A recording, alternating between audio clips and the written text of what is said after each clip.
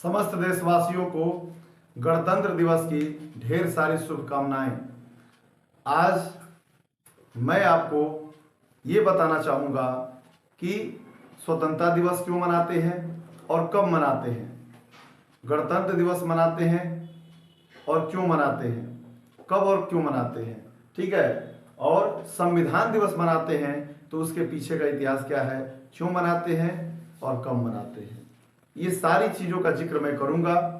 मैं आपको बताऊँगा कि भारत हमारा जो देश है 15 अगस्त 1947 को अंग्रेजों के चंगुल से मुक्त हो गया। अंग्रेज पूरी तरह से हमारे भारत को छोड़कर नहीं गए। तो जब 15 अगस्त 1947 को देश आज़ाद हुआ, उस तिथि को स्वतंत्रता दिवस के रूप में मनाते हैं।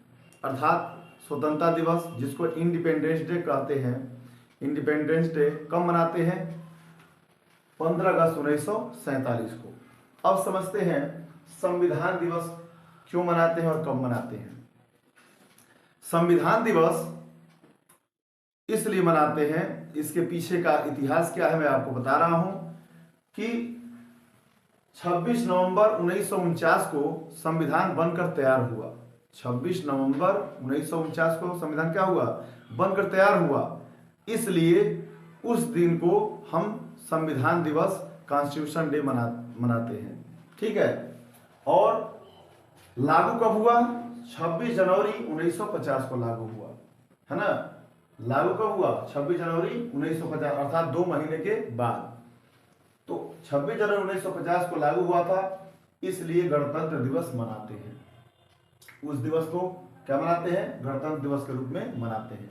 तो आपको ये जानकारी मिली कि क्यों मनाते हैं और कब मनाते हैं, ठीक है। अब हम चर्चा करते हैं कि जब भारत आजाद हो गया तो अंग्रेज छोड़कर गए नहीं थे, क्योंकि आपको पता है पुर्तगालियों ने 1961 तक, 1961 तक हमारे गोवा पर कब्जा किया, ठीक है। और अंग्रेजों ने कहा था कि आप जब तक अपना संविधान नहीं बना लेंगे तब तक हम आपके देश को छोड़कर नहीं जाएंगे।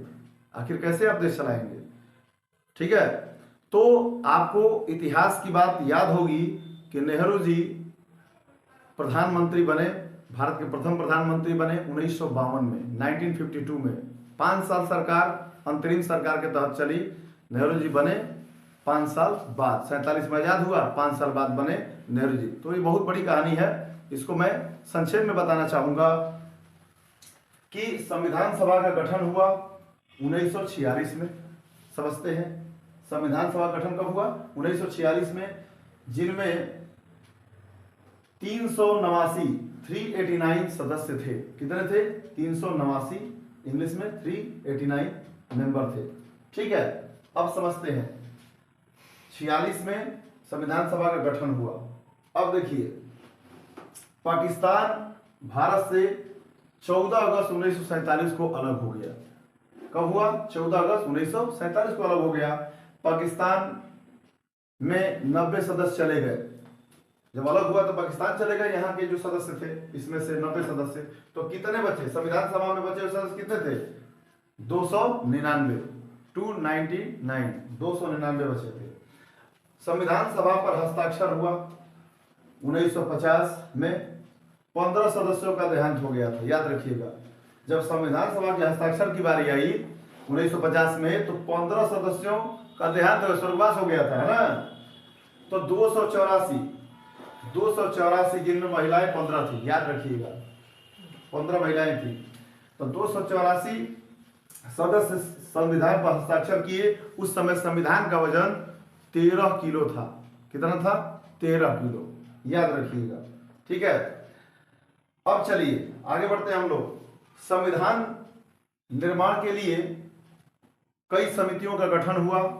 उनमें से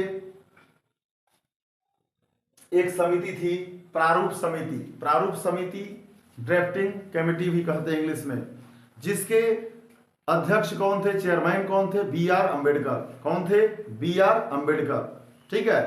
तो B.R. अम्बेडकर बहुत पढ़े लिखे विद्वान थे, 33 विषयों का ज्ञान था, 33 डिग्रियां लिए थे वो, ठीक है। और बहुत पढ़े लिखे थे। संविधान में उनके जैसा कोई बोलने वाला व्यक्ति नहीं था। ठीक है, तो बहुत सारी कहानियां हैं लंबी।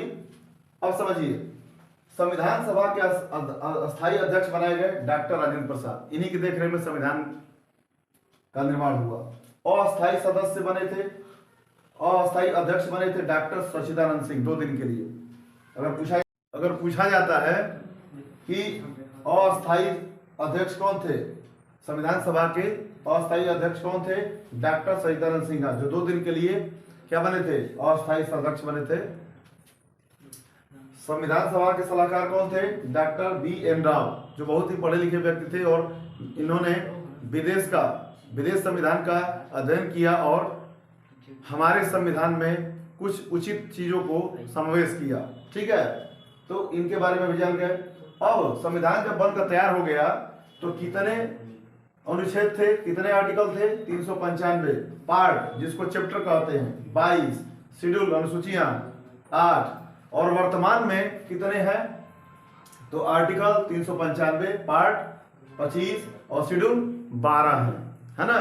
तो आप लोग इन बातों पर ध्यान देंगे, समझेंगे और अपने गणतंत्र दिवस, स्वतंत्रता दिवस और संविधान दिवस के इतिहास को भूलेंगे नहीं। हम सभी भारतीयों को मिलजुल कर रहना चाहिए। एक अखंड भारत का निर्माण करने के लिए हमें एकजुट होकर देश की प्रगति के लिए कार्य करना चाहिए। जय हिंद।